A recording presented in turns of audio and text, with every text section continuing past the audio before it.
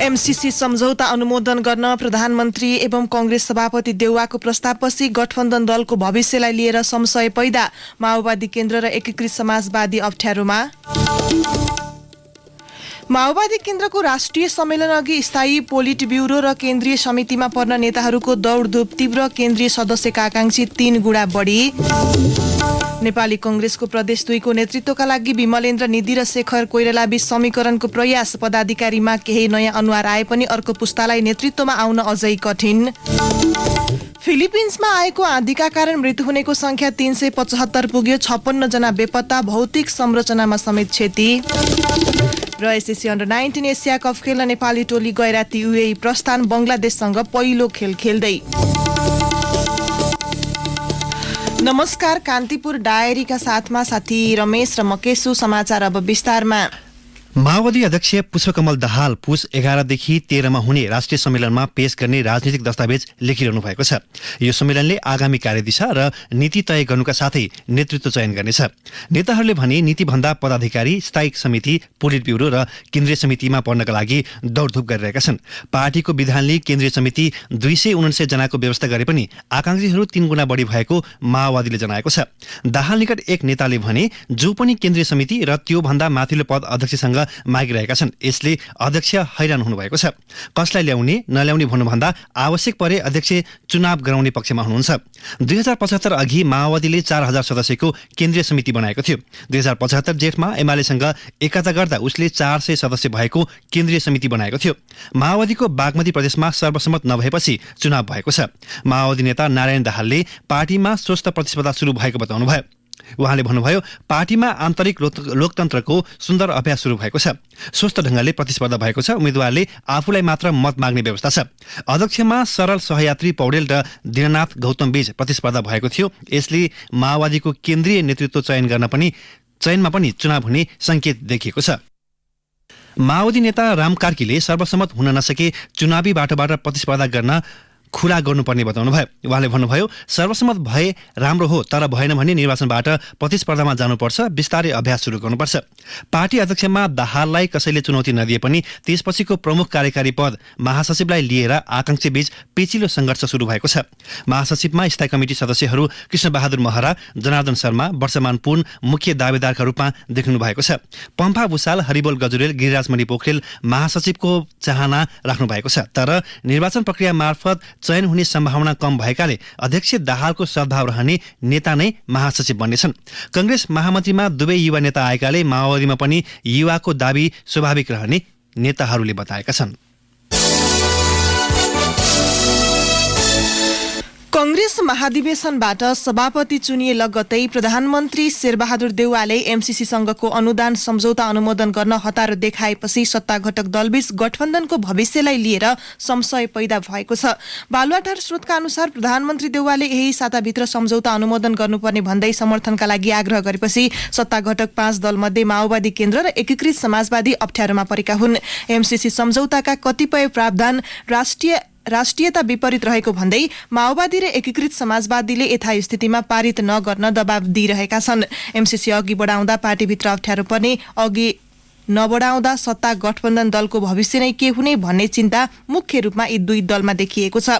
सर्वदलीय बैठक बस्नु अघि आइतबार बालुवाटारमा बसेको सत्ता गठबन्धनको बैठकमा प्रधानमन्त्री देउवाको प्रस्तुतिबाट माओवादी केन्द्रका अध्यक्ष पुष्पकमल दाहाल र एकीकृत समाजवादीका अध्यक्ष माधव कुमार नेपाल बढी सशंकित भएका एक नेताले बताए। दाहालले आफ्नो पार्टीको राष्ट्रिय सम्मेलन अघि एमसीसीको विषयलाई छलफलमा नल्याउन आग्रह गर्दा ढिलाइ हुने भन्दै देउवाले तत्काल अघि बढाउनु पर्ने अडान राख्नु भएको थियो। एमसीसी अघि बढाउनु पर्ने मुद्दाबाट प्रधानमन्त्री पछि नहट्ने संकेत पाएपछि गठबन्धन जोगाउन दाहाल र नेपाल दबावमा छन्। कांग्रेस महाधिवेशनमा दोस्रो चरणको निर्वाचनमा शेरबहादुर देउवा र विमलेन्द्र निधिबीच देखिएको निकटता प्रदेश 2 मा संकटमा परेको छ। प्रदेश नेतृत्वका लागि भोलि हुने निर्वाचनमा देउवा निधि समूहबीच प्रतिस्पर्धा हुने गरी चुनावी रणनीति अघि बढेको छ। देउवा विरुद्ध निधि र कोइराला समूहबीच समीकरणको प्रयास भइरहेको छ। निधिले प्रदेशसभा संसदीय दलका नेता समेत रहेको भौतिक पूर्वाधार विकास मन्त्री रामसरोज यादवलाई सभापतिमा अघि सार्नु भएको छ। देउवा समूहमा रहेका यादवलाई पछिल्लो समय निधिले आफ्नो पक्षमा लिनु भएको छ। प्रदेश निर्वाचनका लागि गृहनगर जनकपुर पुग्नुभएका निधिले सभापति देउवालाई सहमतिमै नेतृत्व चयनमा सघाउन आग्रह गरे पनि सकारात्मक संकेत नदिएको नदेखिएको बताउनुभयो। उहाँले भन्नुभयो शेखर कोइरालाजी राम सरोजलाई सभापतिको उम्मेद्वार मानेर चुनावमा सँगै जान सहमत हुनुभएको छ।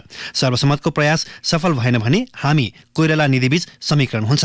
कोइरालाले निवर्तमान केन्द्रीय सदस्य गुरुराज घिमिरेको संयोजकत्वमा युवा नेता भूपेन्द्रजङ शाही, रामकृष्ण यादव र तेजुलाल चौधरीलाई प्रदेश निर्वाचनका लागि जनकपुरमा खटाउनु भएको छ। घिमिरेले निधि समूहसँग समीकरण गर्ने गरी कुरा अघि बढेको बताउनुभयो। कोइराला समूहबाट सिराहाका नरेश यादवलाई सभापतिमा अघि सारे पनि निधिसँग समीकरण हुँदा उहाँ पछि हट्ने घिमिरेको भनाइ छ। कंग्रेस महाधिवेशनमा सोमबार 10 जना केन्द्रीय सदस्य निर्वाचित भएका छन्। महिलातर्फ कुल 9 जना र अल्पसंख्यक 1 जना निर्वाचित भएका हुन्। महिलातर्फ डिला संग्रौला, पुष्पा भुजाल, आर्जु राणा देउवा, अम्बिका बस्नेत, ईश्वरी न्यौपाने, सरिता प्रसाई, रमा कोइराला पौडेल, सुशीला ढकाल, आचार्य र रंगमती शाही निर्वाचित भएका छन्। तीमध्ये प्रसाई कोइराला प्यानलबाट र अरू सबै देउवा प्यानलबाट निर्वाचित भएका हुन्। अल्पसंख्यक तर्फ देउवा समूहकै प्रदीप कुमार सुनार विजयी हुनु भएको छ।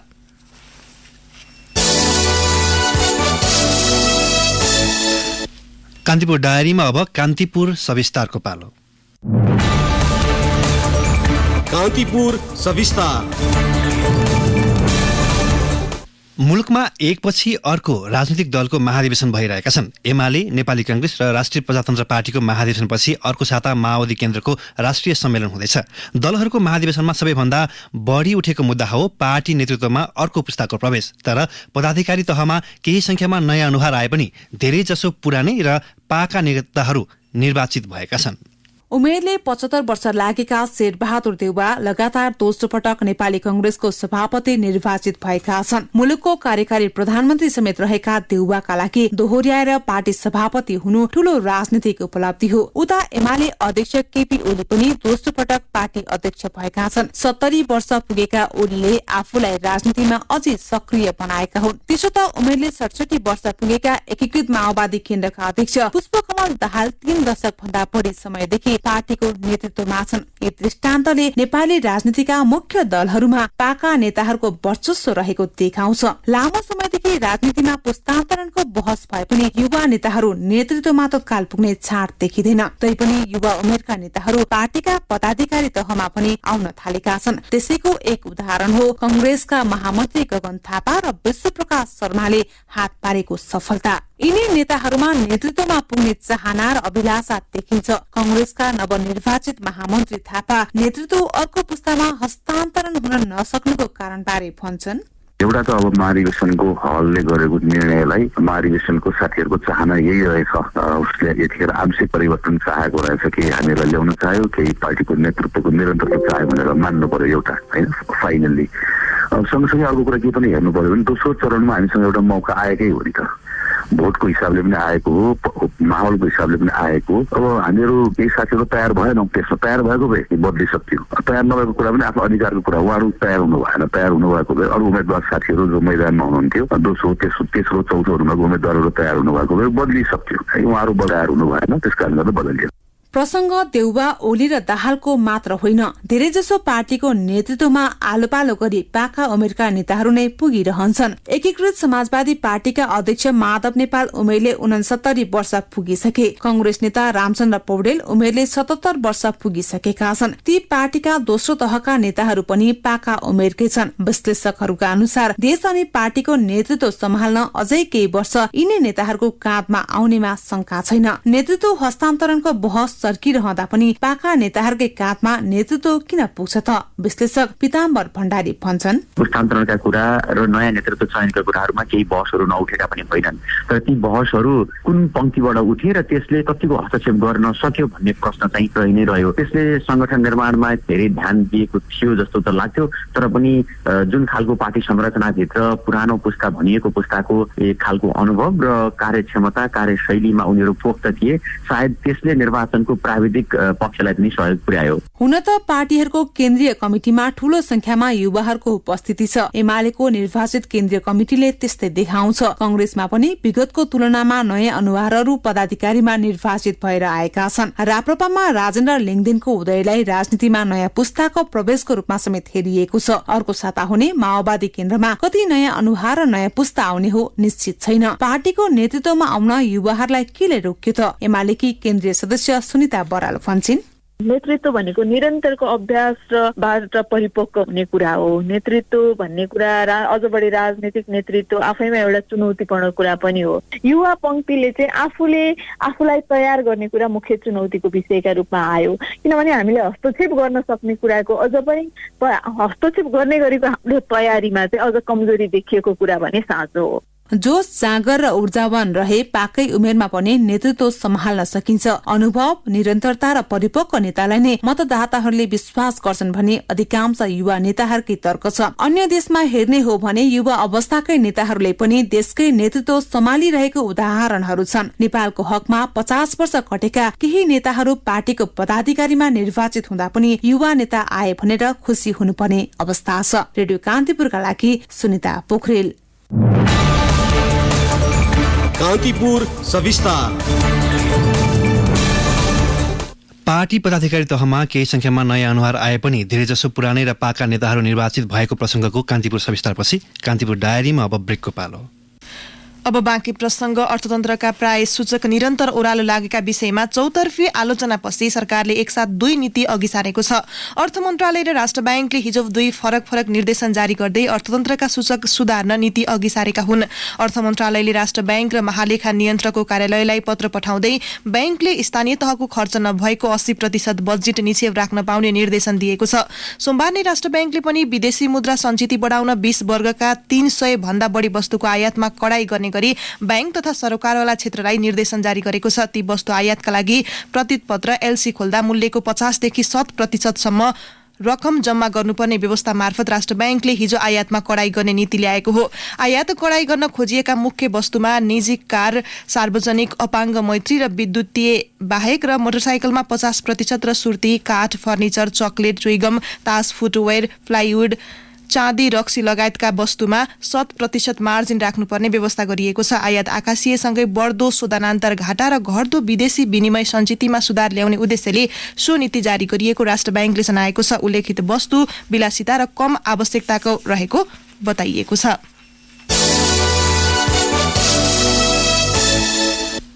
नोबेल मेडिकल कलेजले एमबीबीएस अध्ययनका लागि भर्ना भएका नयाँ विद्यार्थीलाई अतिरिक्त शुल्क बुझाए मात्रै पठन पाठन सुरु गर्ने भएपछि विरोध भएको छ। विद्यार्थी र अभिभावकले हिजो जिल्ला प्रशासन कार्यालय मोरङमा त्यस विरुद्ध ज्ञापन पत्र बुझाएका छन्। चिकित्सा शिक्षा आयोगले शैक्षिक सत्र 2077-78 का लागि निर्धारण गरेको शुल्कभन्दा 20 लाख रुपियाँ बढी मागेपछि अभिभावक आन्दोलनमा उत्रेका हुन्। उनीहरूले कलेजले अतिरिक्त शुल्क माग गरेको कागज पत्रसहित ज्ञापन पत्र बुझाएपछि मोरङका प्रमुख जिल्ला अधिकारी काशीराज दाहालले आज छलफलका लागि कलेज प्रशासनलाई पत्र काट्नु भएको छ। कलेज प्रशासनले चिकित्सा शिक्षा आयोगले तोके भन्दा बढी शुल्क असुलेको ठहर भए कानुनी कारबाही गर्ने प्रमुख जिल्ला अधिकारी दाहालले प्रतिबद्धता जनाउनुभयो। त्रिभुवन विश्वविद्यालय त्रिवीको 47औं दीक्षान्त समारोहमा सीमित विद्यार्थी मात्रै सहभागी भएका छन्। हिजो बल्खु स्थित परीक्षा नियन्त्रण कार्यालय हातामा आयोजित समारोहमा कोरोना महामारीका कारण दीक्षित हुने सीमित विद्यार्थी मात्र बोलाइएका थिए। बोलाइएका मध्ये विद्यावारिधि डीएम, एमसीएच, दर्शन शास्त्री, एमफिएल तथा स्नातकोत्तर र स्नातक पदक प्राप्त मात्र थिए। कार्यक्रममा उपाधि पाउने केही विद्यार्थी भने अनुपस्थित रहे। चिकित्सा शास्त्रतर्फ विद्यावारिधि सरह एमसीएच डीएम उपाधि हासिल गर्न 3 जना उपस्थित नै रहेनन्। डिन प्राध्यापक डाक्टर दिव्या सिंह शाहले उपस्थितिमा उपाधि ग्रहण गर्ने तालिकामा उल्लेखित नामै लिएर उपाधि ग्रहणका लागि बोलाउनु भएको थियो, तर उपाधि लिन कोही आएनन्। परीक्षा नियन्त्रण पुष्पराज जोशीले भन्नुभयो, हामीले उपाधि हासिल र पदक प्राप्त विद्यार्थीलाई बोलाएका हौ। उपाधि र पदक प्राप्त धेरैजना उपस्थित हुनु भएन। त्यसमध्ये 1 जना पदक प्राप्त व्यक्ति विदेशमा रहेका रहेछन्। शिक्षाविदहरू भने उच्च शिक्षाको महत्त्वपूर्ण दीक्षान्त समारोहमा पुरस्कृत विद्यार्थीकै अनुपस्थितिलाई लिएर विश्वविद्यालयको शिक्षाप्रतिको विश्वसनीयतामा कमी आएको ठान्छन्। शिक्षाविद प्राध्यापक विनय कुमार कसियतले भन्नुभयो, दीक्षान्त भनेको सबैभन्दा महत्त्वपूर्ण समारोह हो। यो संवेगात्मक हुन्छ, तर त्रिवीले औपचारिकतामा मात्र सीमित गरेको छ।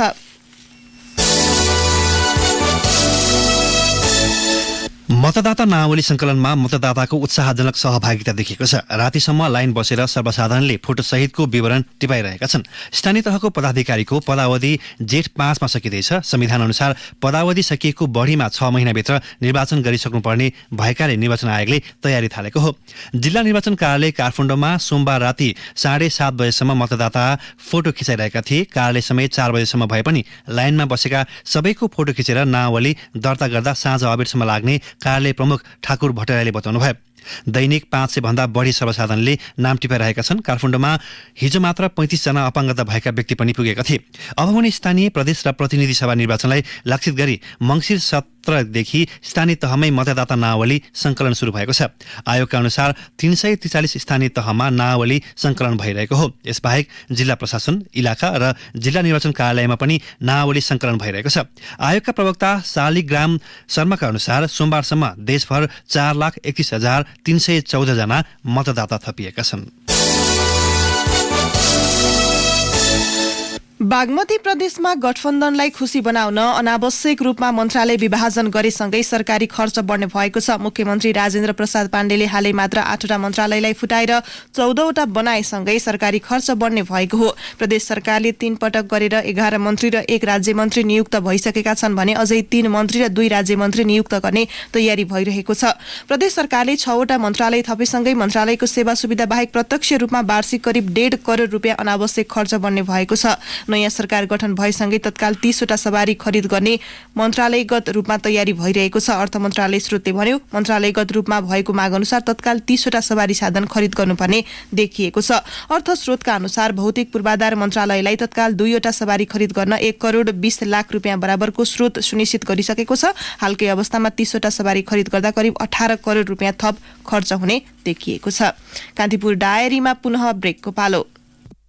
ब्रेकपछि कान्तिपुर डायरीमा अब आर्थिक प्रसङ्ग। अर्थ मन्त्रालयले तयार पारेको हेजिङ नियमावली संशोधन मस्यौदामाथि ऊर्जा, जलस्रोत तथा सिँचाइ मन्त्रालयले विमति जनाएको छ। हेजिङ नियमावलीको मस्यौदामाथि राय, सुझाव तथा प्रतिक्रिया उपलब्ध गराउन भन्दै अघिल्लो साता अर्थ मन्त्रालयले ऊर्जा मन्त्रालयलाई लेखी पठाएको थियो। जवाफमा ऊर्जा मन्त्रालयले मस्यौदामाथि पुनर्विचार र संशोधन गर्न भनेको छ। हेजिङ सम्बन्धी नियमावली 2075लाई खारेज गरेर मन्त्री परिषद मार्फत नयाँ नियमावली जारी गर्ने सरकारको तयारी छ। अर्थ मन्त्रालयले नियमावलीको मस्यौदा तयार पारेर ऊर्जा, भौतिक पूर्वाधार तथा यातायात मन्त्रालय लगायत सरकारवालासँग राय सुझाव मागेको थियो, जसमा ऊर्जा मन्त्रालयले संशोधन गर्न लागि विषयमाथि पुनर्विचार गर्नुपर्ने भन्दै अर्थ मन्त्रालयलाई जवाफ पठाइसकेको छ। चिया उत्पादन गर्ने किसानसम्म पुगेर मात्र गुणस्तर सुधार हुने भन्दै राष्ट्रिय चिया तथा कफी विकास बोर्ड अहिले बगानसम्म पुगेको छ। चियाको बोर्डदेखि उपभोक्ताको ओठसम्मका प्रक्रिया सुधार्दै चियालाई अन्तर्राष्ट्रिय बजारसम्म पहुँच पुर्याउनु पर्ने औलाउँदै बोर्डले किसानसम्मै पुगेर अभियान थालेको हो। चिया खेतीको विस्तार प्रवर्धनमा अपेक्षित काम गर्न नसकेको आरोप खेपिरहेको बोर्ड यति बेला किसानको बगानसम्म पुगेर आवश्यक प्राविधिक ज्ञान दिने अभियानमा लागेको छ।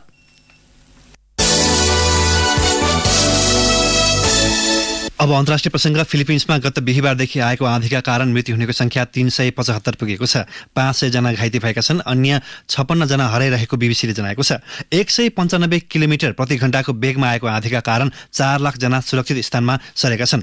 आँधीपछि पहिरो तथा बाढीको सन्तास छाएका कारण उद्धार कार्यमा समेत कठिनाई भएको जनाएको छ। आँधीका कारण भौतिक संरचनामा भएको क्षतिले सञ्चार सेवा समेत प्रभावित भएको छ। आँधीका कारण क्षति भएको संरचना पुरानै अवस्थामा ल्याउन 2 करोड 20 लाख डलर लाग्ने अनुमान गरिएको छ। अब खेल प्रसङ्ग। नेपालले एसएससी अन्डर 19 एसिया कप क्रिकेटमा सहभागिताको रूपमा मात्र नभई फाइनल पुग्ने लक्ष्य बनाएको छ। युएईमा हुने अन्डर 19 एसिया कपमा सहभागिता जनाउन नेपाल अन्डर 19 टोली गैराती त्यसतर्फ गएको हो। नेपाल समावेश समूह बी मा बंगलादेश, श्रीलङ्का र कुवेत रहेका छन्। समूह बी का सबै खेल शारजाहमा हुनेछ। डिसेम्बर 23 देखि 31 सम्म हुने अन्डर 19 एसिया कपको समूह ए मा रहेका भारत, पाकिस्तान, अफगानिस्तान र युएईले सबै खेल दुबईमा खेल्नेछन्। डिसेम्बर 30 मा दुबई र शारजाह 15मा सेमी फाइनल तथा 31मा दुबईमा फाइनल खेल हुने तालिका छ। एसियाली क्रिकेट परिषद एसएससी को आयोजनामा हुने प्रतियोगितामा नेपालले पहिलो दिन बंगलादेशसँग खेल्नेछ। यस्तै डिसेम्बर 25मा युएई र 28मा कुवेतसँग खेल्नेछ। नेपालले अन्डर 19 एसिया कपमा सहभागी हुन अघिल्लो साता वाइवाई अन्डर 19 राष्ट्रिय प्रतियोगिता गरेर नेपालको टोली बनाएको थियो। एसिसी अन्डर 19 एसिया कप क्रिकेटमा नेपालको सहभागिता मात्र नभई उपाधि लक्ष्य भएको प्रशिक्षक बसन्त शाही र कप्तान देव खनाल बताउँछन्। अब मौसम सम्बन्धी जानकारी। काठमाडौँ उपत्यका सहित मुलुकका अधिकांश स्थानमा मौसम बदली हुने मौसम पूर्वानुमान महाशाखाले जनाएको छ।